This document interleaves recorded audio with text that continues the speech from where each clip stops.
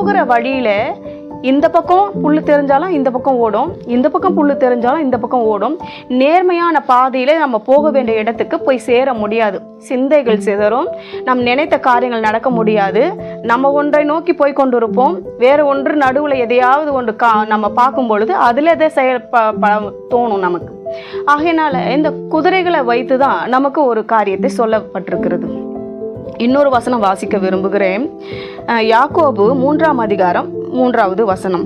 பாருங்கள், குதிரைகள் நமக்கு கீழ்ப்படியும்படிக்கு அவைகளின் வாய்களின் கடிவாளம் போட்டு அவைகளுடைய முழு சரீரத்தையும் திருப்பி நடத்துகிறோம்.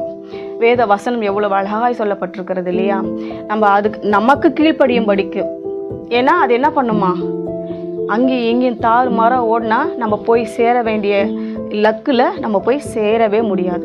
அந்த இலக்கு அதுக்குள்ளே நம்ம போகணும்னா அதுக்கு கடிவாளம் போட்டால்